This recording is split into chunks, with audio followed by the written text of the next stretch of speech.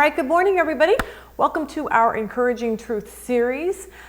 We want to give you something encouraging every Monday morning to help jumpstart your week, and then hopefully it will help you make it through the week in a better way than you would have had you not had this encouraging truth. So that's kind of the goal.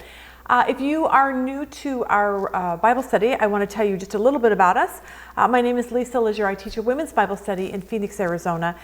Everything goes online. We try to put two different series online, two different videos every week. And if you want to know more about us, go online. Here you go to womensbiblestudy.com. There you can get anything you want to know about us. You can download our Women's Bible Study app. You can watch us on YouTube or Roku. There's lots of different ways to watch us. So we actually started this series because of the coronavirus and everyone seemed kind of discouraged, and we didn't want that to happen. So we started this and it kind of has become a hit. So people are excited to wake up on Monday morning to have something hopefully that will encourage them for the week. So that's our goal. Now, today, what I do want to talk about is this whole idea that sometimes we think our life is going to go one way, and then it doesn't. And we don't really know what to do with that. And some of you are frustrated because your life is not turning out exactly how you thought it was supposed to. So I'm hoping today you'll be encouraged by our encouraging truth number 15, which is this: sometimes God's path for us is different than we expected, but it's exactly where He wants us. And I'm excited to share that for you this morning in hopes that that will help those of you that feel a little discouraged about your life right now. We learned this from a trip we took many years ago. We went to California one year. We booked this hotel. We loved the hotel. So at this particular time, we decided to go back to the same hotel. So I went online, found the hotel, booked it, and they sent us a confirmation. When I got the confirmation back when we left on our trip, I put it in our phone, Siri, GPS, whatever we were using at the time, and it was taking us to the hotel, but it started taking us a completely different way. And I was like, I'm totally confused as to where we're going. And what happened is we ended up at a completely different hotel than we had thought. And the note to myself on that is maybe I should learn how to make reservations. But apparently, I didn't do it right, and we ended up somewhere else than we originally thought that we would have. But it's kind of awesome because we learned new things where we were. Like, we saw new things that we never would have seen had we gone to the original hotel that we were planning on going to. Because when we first started the trip, like in our minds, we're like, oh my gosh, remember that hotel or that restaurant, or oh, remember that? And we had plans to go there. But unbeknownst to us, our plans changed. And as bad as it felt at the time, it really was a good thing. Because like I said, we saw things and did things we never would have done had we been at the original hotel. So all that to say, I think that's true for a lot of us. We all have plans on the way our life should go. We're like, I'm going to go to this school and I'm going to have this job and I'm going to get married and have a couple kids, and then I'm going to find the perfect place to live, and that's where I'm going to live until the day I die. But sometimes as a follower of Jesus, we end up on a different road. And the reason for it is because God's GPS system takes us on a different path than we intended a lot of times. And on this road, and here's the point, guided by God, you and I have to learn to settle in right where He has led us, knowing all along this, that He has brought us to this new place. And that's the key for today's encouraging truth today is this: He has brought you to the place, a different place than what you expected. But we see it all through the Bible. People who thought their life would go one way, but then God did something different. He had something completely different in mind for them. But here's the deal. It was at this new place that God used these men and women in mighty ways. It was at the new place, not the old, easy place that we can get complacent at, but this new place. So that's why I want you to know, if God has changed the path in your life, then you should be really encouraged, because that just means He really wants to use you in this new direction. So I have lots of illustrations all through the Bible of people that this happened to. Think about this. Noah. Noah was perfectly happy with his wife, 3 kids, until God said, you know what? you need to put your life on hold. You need to build a boat. And for the next 100 years, people are going to laugh at you and you're going to kind of be the joke of the town. But this is what I need you to do for me. And it changed the entire course of what Noah thought his life would be like.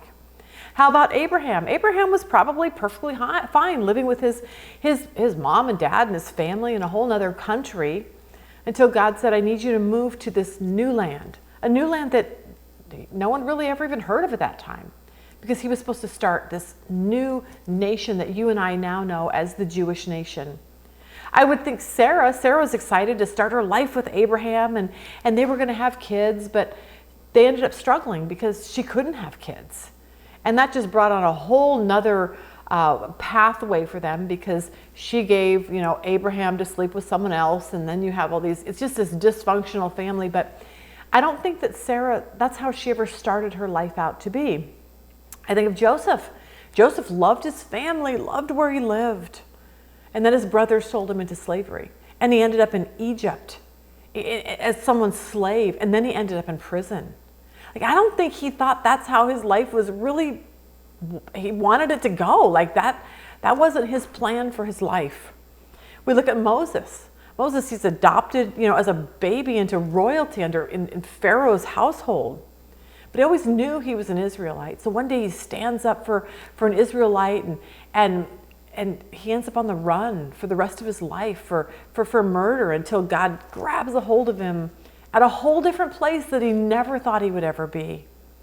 We see Joshua. Joshua loved being under Moses' command and kind of being the second in command guy until Moses died. And then God says, hey, Joshua, guess what? You're going to go lead these people into the land. I don't know that that's really how he thought his life would go. We see Esther. I think Esther was probably totally content just being where she was. And then it's like, hey, you got to join this beauty pageant. The king's looking for a new queen. And I'm thinking that's not where her heart was. We see Hannah. She was childless. And the other wife was having babies and making fun of her. And she was so heartbroken. And that's just not how she wanted to live her life. But she made a deal with God and said, if you just let me get pregnant and have a baby, I'll dedicate my baby to you. And she did that. And she had to give her baby up at 4 or 5 years old. And that had to have been heartbreaking, but I don't think that's how she wanted her life to go. But it's God's way, because God used her son in mighty ways. We see Saul. He lived this obscure life and he was perfectly happy until God said, hey, Saul, you're going to be the first king of Israel. We see David's life. He was probably very content, living, tending to his sheep and playing the harp. And then God called him to take over Saul's position, which meant that David would be on the run for his life for 20 years. See, I think we start out thinking our life is going to be a specific way, and then God says, you know what? I'm going to reroute you because I have something really important for you to do. I look at Elizabeth. She was barren in her old age. She never had any children, always wanted it, but then got past childbearing age. But then she miraculously becomes pregnant with John the Baptist. Now, I'm sorry, I don't want a baby at my age, okay? But God said, I got something for you to do, Elizabeth, that's really, really important in the scope of eternity. You see Mary. Mary's a sweet little peasant teenager who is looking forward to her marriage with Joseph, settling down in her small hometown. And then God rocks her world by saying, you will be the mother of Jesus, the Messiah. Peter probably loved his job as a fisherman until Jesus came along and said, hey, Peter, you're going to be a fisher of men instead of fish. Paul was thoroughly satisfied with his life being a persecutor of the church. He loved being a staunch Pharisee and knowing everything until one day he met Jesus on the road to Damascus, and it changed his life forever. Here's what I say. All of these men and women had plans for their lives until God stepped in and sent them someplace different. And the reason that it was okay was because of this. That's what happens when we decide to follow God.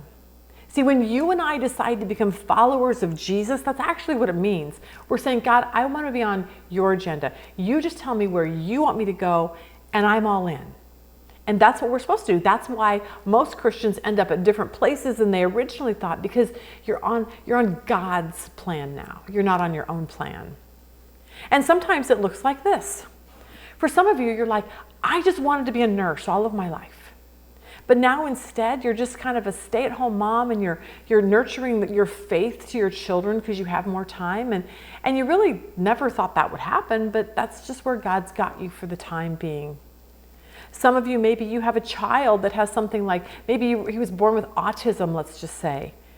And now, instead of just being just a mom that just has a normal child, now you're dealing with autism. So what you've done is, it's not how your life, you planned it, but now you've got this like ministry, and you're helping other moms cope, and then it gives you an opportunity to share Jesus. And it's not how you ever thought your life would be, but you're on God's plan for your life. Some of you had plans to start your own business, become financially secure, but God called you to work at the homeless shelter down the street. Some of you had dreams of having a plethora of children, but you couldn't get pregnant. So now you have a plethora of adopted children. Some people are like, I always wanted to be a drummer in a rock and roll band. But instead you are a drummer in a worship band. Some of you have been like, I just always wanted to live in California, but I don't know, God offered me this ministry job in Minnesota. Just not how you thought.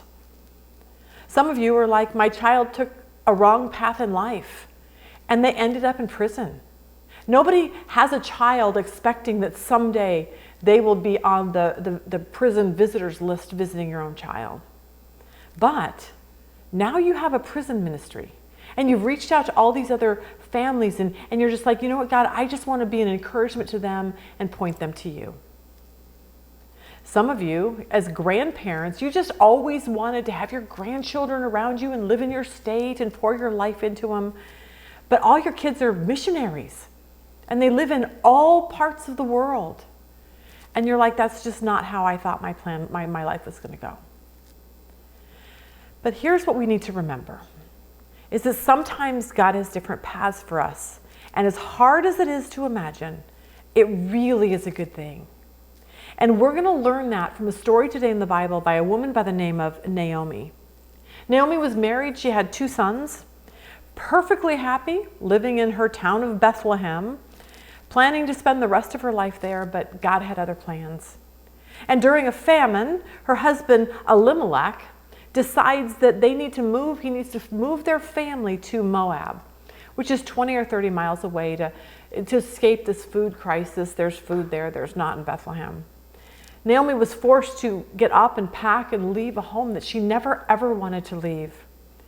And while they lived in Moab, Naomi's sons married Moabite women. And I don't think that was her ideal match for her sons. And then tragically, her husband Elimelech dies while she's in Moab. So now she's left as a widow with her 2 sons and 2 daughter-in-laws, but then something even more tragic happened, and her 2 sons died. And so now Naomi is this heartbroken widow with 2 daughter-in-laws. It is absolutely not the path she ever thought she would ever want to take. A lot of you can relate to how Naomi felt. And for Naomi, it all started with something weird like a famine. And for you, your path could have changed when you felt that lump, or when you saw that text on your husband's phone, or you got that late night phone call from the police. And in an instant, just like Naomi, your perfect plan for your life just took a drastic turn. And for Naomi, her dream of sitting in a rocking chair with her husband and her kids and her grandkids, she realized now would never happen.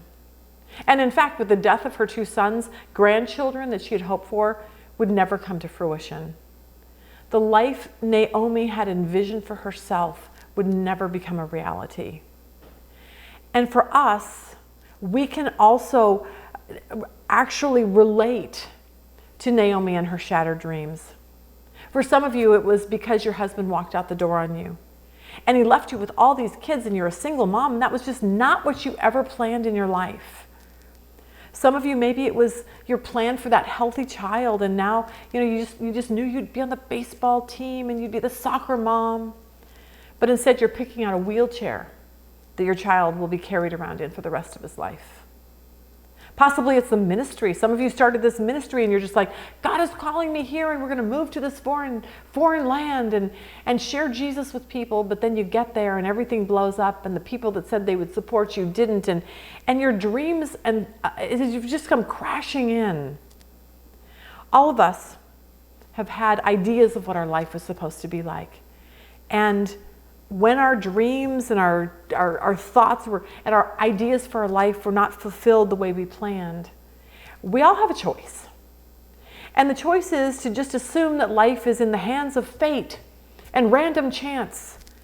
And we're just, our problems are just this indiscriminate freak of nature that has no purpose. Or we can take a step back and we can see God's hand in the place that He has moved us to. It's just like when we found ourselves at that hotel we didn't even know we wanted to go to. We never planned on it, but we had to make the best of where the roadmap had taken us. And honestly though, if we thought about it at the time, we never would have intentionally gone that direction, because there's just something about being comfortable where we're used to being. And there's always this fear of the unknown. But sometimes I think God picks us up and moves us out of our comfort zone. And our job will always be to see Him as, I call it, the controller of our personal GPS system. Because what we learned from the hotel that we never planned on going at is that we did things that we never thought we would do. We learned new things. We experienced new things. And I think God does that for us to get us out of our comfort zone, to do something else that He needs us to do. All through the Bible, we see God leading and guiding His people. And we need to be reminded that He does the same for us today. Here it is. When our lives take an unexpected turn, we need to remember that it is His guiding hand that is the force behind the sudden change. Because if we forget that God is behind whatever it is that has changed in your life, then we can be despondent and we can be discouraged. But if we remember this, that God has a purpose and that He's the one leading and guiding us, then we can walk through life being hopeful and encouraged. And we can be encouraged knowing this, that Isaiah 58:11 says this, "The Lord will guide you continually. He's giving you water when you're dry and restoring your strength. You will be like a well-watered garden, like an ever-flowing spring." See, when God guides you to places that you don't really want to be, it's so awesome that He says this, "I'm going to give you everything you need for this new place." When our lives change, we can be assured of these truths. Psalms 37:23, "The Lord directs the steps of the godly. He delights in every detail of their lives." Psalm 32:8, "The Lord says, I will guide you along the best pathway for your life. I will advise you and watch over you." For Naomi, after 10 years in Moab and with the loss of her husband and her sons, Naomi decides to go back to Bethlehem. And honestly, she was not handling this well at all. She was bitter. She was angry with God. She was upset with how her life had turned out. But look at this. In hindsight, for you and I being a long way past this and we can look back in the Bible, in hindsight, we're able to see the bigger picture that Naomi could not see. She couldn't see it in the moment. And yet we can look back and go, oh my gosh, that makes total sense now. Because here's what needed to happen. Her daughter-in-law, Ruth, needed to marry a man by the name of Boaz. And because of them, they would have a child, and through their offspring would be Jesse. And through Jesse would be the offspring of King David. And King David comes the Messiah from that lineage. See, when our path in life gets adjusted, we need to be reminded, just like Naomi's heartache, that God always knows what He's doing. And we may see it, we may not even see it at the time. But sometimes being reminded of that fact can be encouraging. That's what we're hoping to do for today.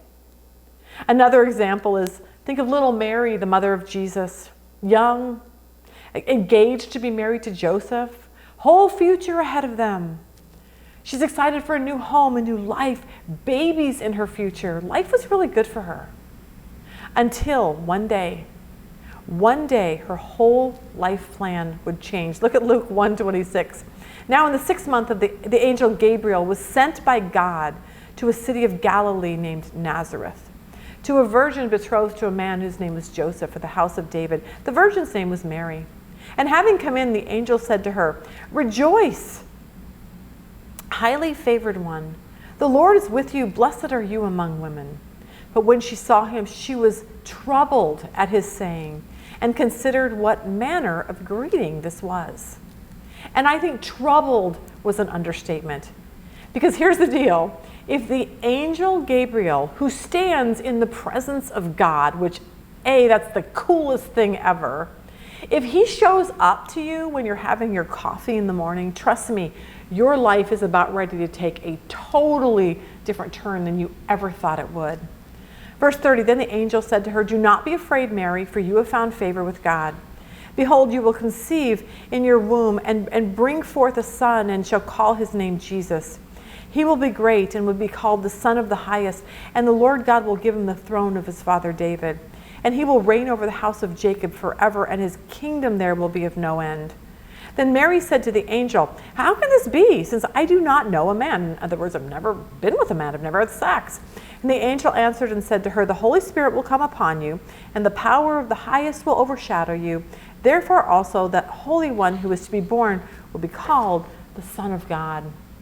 And you can just imagine Mary looking at the angel going, "Oh, I get it." So basically what you're saying is, my totally nice life that I planned is not going to be totally nice for much longer. Because you know what, Gabriel? Here's the deal. You, God, we all know, I've never been intimate with a man. And now you're going to say, "Oh, I'm going to be pregnant by the Holy Spirit?" And then everyone's going to look at me and they're going to shame me, because no one's going to believe the story of like, "Oh, I got pregnant by God." My parents are going to be devastated. Joseph isn't going to want to be married to me. Like, really, like, here you go. Yay for God's plan. I'm thinking, that's how I would feel. I'd be like, "Really, God? What are you thinking?" That's kind of not how I really wanted my life to go. But here's what we learned about Mary, and it's something that we need to look at and go, you know what? That's how I want to be. And here it is. Luke 1:38, Mary says this. She doesn't whine like I just did. She said this, "Behold, the bondslave of the Lord. May it be done to me according to your word." And the angel departed from her. See, she says, I'm a bondslave. Look at the definition of a bondslave. A slave, a bondman. Look at A or B. One who gives himself up to another's will. Those whose service is used by Christ in extending and advancing his cause among men. Or devoted to another to the disregard of one's own interest. And sometimes I think when we read that, we forget that that's actually what it means to follow Jesus. Like, sometimes we need to be reminded that we signed up to be his bondservant. That when we decided to follow Christ, our life is really not our own anymore. And our will needs to be taken over by God's will. And we're his servants wherever he calls us. Look at Proverbs 3:5. "Trust in the Lord with all your heart. Do not depend on your own understanding, but seek his will in all you do, and he will show you which path to take." See, if you're in a place right now where things are difficult and you don't really like where God is leading you, I want you to remember that even Jesus had those moments. We read in Luke that before he went to the cross, he prayed and he asked God, "God, I just need you to change the situation." But look at what he says in Luke 22:42. "Father, if you are willing, please take this cup of suffering from me. Yet I want your will to be done, not mine." See, Jesus ended that prayer bending to the will of God. So all that to say, looking back to see all the people in the Bible, people like you and me, people had plans for their lives just like we do. And yet God interrupted those plans and then used those people to ultimately be used by God to point other people to a relationship with him. And as we see from Naomi and Mary and Jesus, as difficult as their path was, God always had an overarching purpose for them, and for you and I, taking us on a new, different road. So hopefully you'll be reminded of Encouraging Truth 15. Sometimes God's path for us is different than we expected, but it is exactly where He wants us. And if we can change our thinking about all the twists and turns of our life, that as someone who serves God, we need to get to this place to where we ultimately want what He wants. But sometimes it's a reminder that God takes us on different paths, and it's not always where we want it. Just like He wants to use you in mighty ways, just like He used all the people in the Bible. And when your path changes, I want you to realize that He used Noah and Sarah and Abraham and Joseph and Esther and Paul, and He moved them, and if He's moving you, that puts you in really great company. So I hope you're encouraged by that. Have a really good week this week.